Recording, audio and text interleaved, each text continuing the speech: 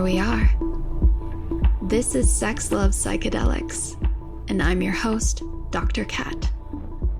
Bringing you psychosexual conversations that will leave you intellectually turned on and hungry for more. Yeah, when I first came across you, I was introduced to you by Beckley Retreats, and it's such a conversation that I've been having with other people around the concept of retreats versus just doing your own individual trip by yourself, or working with a psychedelic assisted therapist. And I think for our audience, this would be an important conversation to start with, to help people to understand what the benefits are of these different types of receiving the treatment or receiving plant medicine, because we also have ceremonies or weekend ceremonies. So like, what are we looking at when we're talking about retreats, or what the benefits are in comparison? Sure. The benefit, number one, is safety. It's safety, safety, and safety. And when we talk about safety, it's not just the physical safety. It's not that you're going to walk into a pool or jump off of a building. It's actually the emotional and psychic safety, because when you're in a really profound psychedelic journey, you have the possibility to open up yourself to the mystery, to realms that are beyond the ones that we see here. You can actually open up your energy in such a profound way that if you're by yourself, sometimes that experience could feel a little unsafe. It could feel scary, and it could have the opposite effect, where it could actually lead you to become more closed energetically. And part of the reason why we like to do this work inside of a retreat setting is because the people that are in the retreat feel so supported in doing their deepest work. I think that's important, because right now there is a lot of psychedelic tourism. I think, we've got more podcasts coming on. We've got more Netflix shows that are talking about this, and it's really exciting. Like, we're being told, psychedelics are the way of the future, and that they are the answer, that the panacea. But it's like, we can almost get ahead of ourselves with that and skip the whole process of vetting or really understanding what you're saying here. Like, there needs to be a lot of reverence and safety surrounding these psychedelics because of exactly what they can do. They can open us up, and are we ready for that? Are we supported in the way that we need to? I think this is part of the natural evolution of the West, or the more traditional kind of framework coming together with indigenous frameworks.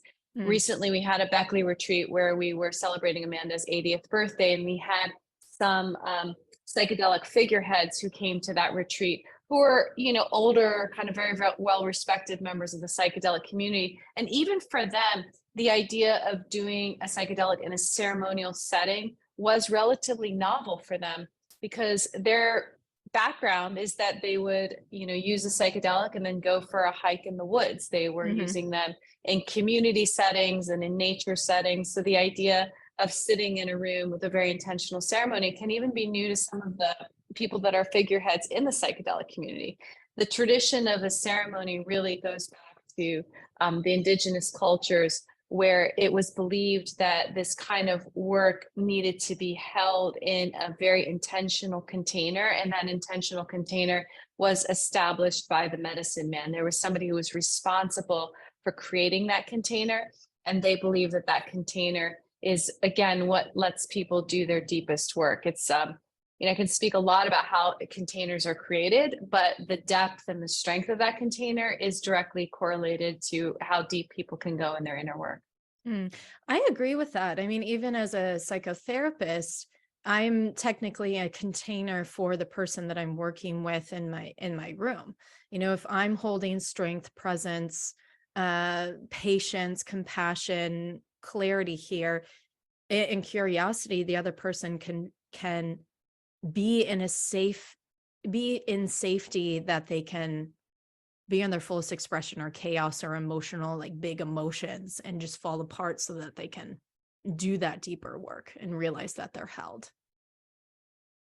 Yeah. And I think that given the proximity I have to the psychedelic ecosystem, one of the things I'm cognizant of right now is that there will be some measure of backlash as this becomes more pervasive in the culture. Because number one, it's not a panacea. Like, I'm not a preacher in the church of psychedelics where it's going to cure everything. They are a tool. They are a powerful tool, but they really need to be held in a correct way. Like, they need to be done either in a ceremony or in a guided, facilitated session.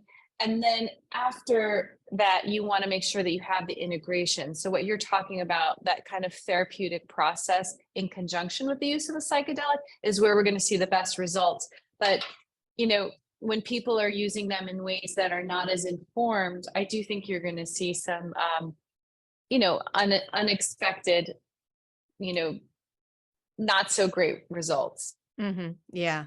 What does that look like for Beckley Retreats? Because I know that you have the support, you have, I guess, the facilitated support and prep and integration for people on either end of the retreats. So maybe you can go into that a little bit. Sure.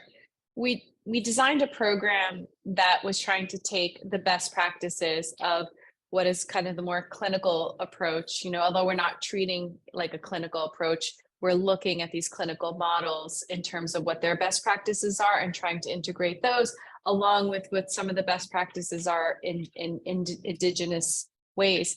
And what we found was that, one, the intake is really important. So sometimes the intake can be a little bit casual around retreats. Our intake is actually very in-depth, and that is because we're going to screen out people that are not suitable candidates for psychedelics, and we're really strict about that. So the intake process itself is the preparation to go into the actual retreat. We also have group meetings online where you meet the other participants and you begin to have familiarity with who your facilitator is going to be. And then you have the actual retreat, which is a 5-day retreat. And we have 2 psychedelic ceremonies or sessions inside of those retreats. And then after that, you have 6 weeks of integration. And those 6 weeks of integration are fully supported integration. You have weekly meetings with your facilitation team, with the other participants, and you have exercises and suggestions of practices that you're going to be doing every week for those 6 weeks. And that's because all that neuroplasticity that's been opened by the psychedelic experience, we want to give our clients the best chance possible for that rewiring to actually become, more permanent. Mm-hmm. Yeah. I love that. So it's like, creating the softer landing, really supporting and holding people into this experience. It's like, I see this like journey, this arc of being able to support them in that, where it's easy for us to just jump straight back into work after a ceremony or jump right back into our patterning because that's homeostasis for us. But change actually takes devotion and consistency in order for us to make new pathways. Well, that was fun. Thanks for tuning in, lovers. And if you want to experience more ecstasy and sexual liberation, head over to sxlovepsychedelics.com and learn about how you can join me for any one of my online or live events. And while you're there, grab my free guide on sex and psychedelics. Remember, this podcast is for entertainment and educational purposes only. Please contact your healthcare provider and local law before pursuing any of the products or psychedelics discussed. And one final note here. I make this show specifically for you. If you're loving the show, then be sure to leave me a review in iTunes or Spotify to let me know. Happy to be here and happy to serve. I'll see you next time on S.x Love Psychedelics.